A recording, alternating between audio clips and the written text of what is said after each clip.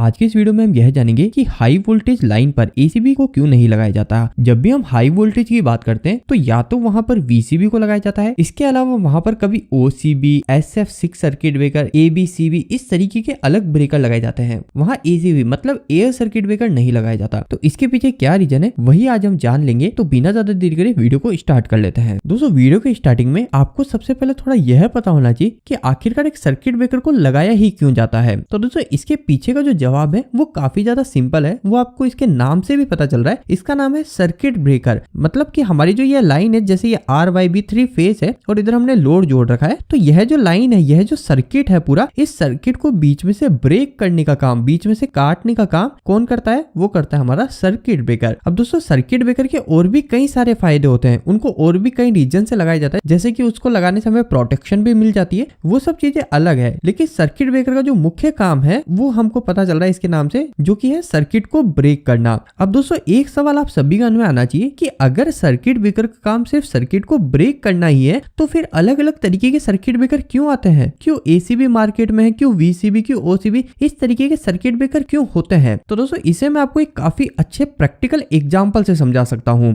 आप सभी ने कई बार जब इलेक्ट्रिकल का वर्क किया होगा तो आपने देखा होगा अगर आप कभी रनिंग एमसीबी में, कोई हमारी एमसीबी चालू है या हमारा कोई भी लोड चालू है, तो उस रनिंग कंडीशन में अगर आप वायर को लगाते हो या वायर को हटाते हो तो वहां पर आपको एक स्पार्क देखने को मिलता है। आप देखते हो कि वहां पे एक स्पार्किंग होती है। इसके अलावा कई बार आपने इलेक्ट्रिकल पोल पर भी जो जियो होते हैं, जियो से सर्किट को ब्रेक करते हुए देखा होगा, तो आपने देखा होगा वहां पर एक काफी बड़ा स्पार्क देखने को मिलता है। तो जो दोस्तों वो स्पार्क होता है, उस स्पार्क को इलेक्ट्रिकल में हम आर्क बोलते हैं। हम उसे बोलते हैं इलेक्ट्रिक आर्क। तो ये इलेक्ट्रिक आर्क कब बनती है? तो ये उस कंडीशन में बनती है जब हम हमारे किसी सर्किट को ब्रेक कर रहे होते हैं, बीच में से ओपन कर रहे होते हैं। तो दोस्तों अब जो ये हमारे सर्किट को ब्रेक करने की वजह से जो आर्क उत्पन्न हो रही है, जो हमारी चिंगारी, जो स्पार्क है, उस स्पार्क को ही कंट्रोल करने के लिए डिफरेंट टाइप के सर्किट ब्रेकर मार्केट में उपलब्ध होते हैं। अब आप सभी एक चीज यह भी बोल सकते हो कि क्यों हम अलग अलग तरीके सर्किट ब्रेकर लगा रहे हैं सिर्फ एक आर्क को कंट्रोल करने के लिए। जब हम हमारी एमसीबी में देखते हैं स्पार्किंग होती है तो उससे होगा भी क्या, उससे क्या फर्क पड़ेगा? तो दोस्तों मैं आपको बताना चाहता हूं, जो ये आर्क है, इलेक्ट्रिक आर्क, ये जब हमारे वोल्टेज कम है तब तो हमें इतनी दिक्कत नहीं होती, लेकिन जैसे जैसे वोल्टेज बढ़ते हैं लाइन में, जैसे जैसे हमारा करंट बढ़ता है, वैसे वैसे जो ये आर्क होती है, ये आर्क और भी स्ट्रांग हो जाती है, चिंगारी और भी ज्यादा स्ट्रांग होती है। और मैं आपको एक और चीज बता दूं, ये जो आर्क होती है ना, इसका अगर आप टेम्परेचर की बात करो कि कितनी गर्म होती है, तो आप सभी को पता है हमारा जो पानी है वो पानी 100 डिग्री सेल्सियस टेम्परेचर पे हमारा भाप बनने लग जाता है, उबलने लग जाता है। तो अगर आप इस आर्क के टेम्परेचर की बात करो तो वो 2000 डिग्री सेल्सियस तक होती है। मतलब कि जितने टेम्परेचर से हमारा पानी गर्म होता है उसका 20 गुना ज्यादा टेम्परेचर हमारे इलेक्ट्रिक आर्क का हो सकता है। तो अब आप इससे आइडिया लगा सकते हो कि यह जो आर्क है, अगर इस आर्क को कंट्रोल नहीं किया जाए तो वह आर्क हमारे इलेक्ट्रिकल के जो डिवाइसेस, जो हमारी बस बार है, जो हमारी लाइन है, उन सबको जला के रख सकती है। तो दोस्तों इतना जानने के बाद में अब एक और सवाल आप सभी के मन में आ सकता है कि आखिरकार एक सर्किट ब्रेकर कैसे हमारी जो आर्क है, इस आर्क को हमारे कंट्रोल कर लेता है, इस आर्क को बढ़ने नहीं देता।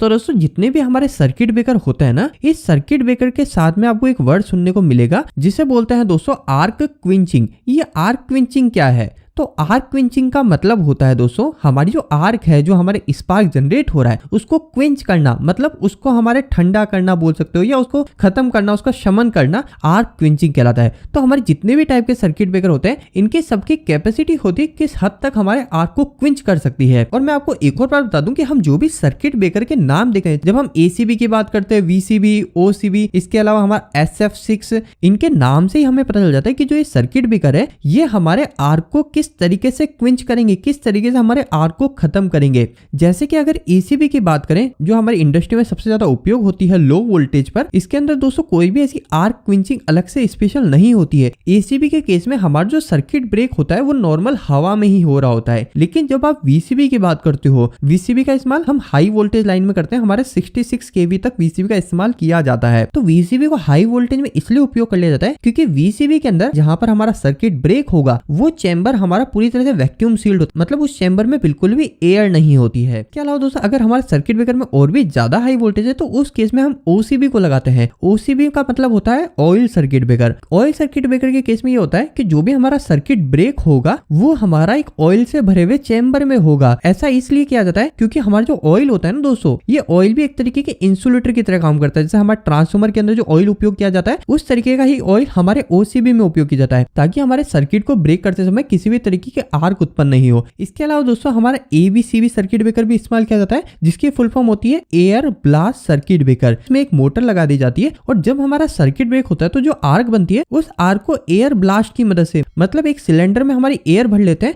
और वो एयर जैसी हमारी आर्क बनती है, जब हमारा सर्किट ब्रेक होता है इतने में वो जो हमने एयर को जो कंप्रेस करके रखा गया था उस एयर को एकदम से छोड़ा जाता है आर्क के ऊपर। इससे क्या होता है हमारी जो आर्क होती है वो आर्क हमारी हट जाती है, खत्म हो जाती है। लेकिन आज के समय एबीसीबी सर्किट ब्रेकर का थोड़ा उपयोग कम कर दिया गया है। आजकल इसी का advance version SF6 circuit breaker उपयोग करते हैं। SF6 सेम हमारा एबीसीबी की तरह ही काम करता है, लेकिन इसमें चीज ये होती है कि हम एबीसीबी के केस में तो हमारी जो नॉर्मल एयर थी उस एयर को ही हम कंप्रेस करके बाद में जैसे हमारा सर्किट ब्रेक होता है हमारी जो आर्क बनती है उस आर्क पे ब्लास्ट करते हैं एयर को। लेकिन SF6 सर्किट ब्रेकर में हमारे नॉर्मल एयर की बजाय यहाँ पे सल्फर फ्लोरा ऑक्साइड गैस का उपयोग किया जाता है। तो यह जो गैस होती है ये आर्क को खत्म करने में और भी ज्यादा कैपेबल होती है। तो इसी वजह से जो हमारी आज के समय जो सुपर हाई टेंशन लाइन है उसके अंदर SF6 सर्किट ब्रेकर का उपयोग किया जाता है। तो दोस्तों बस आज के इस वीडियो में इतना ही। उम्मीद करता हूँ इस वीडियो के माध्यम से आपको कई सारी डिफरेंट जानकारी मिली होगी। आपको आज का यह वीडियो कैसा लगा प्लीज हमें एक लाइक जरूर बताइएगा। इतना ही, धन्यवाद।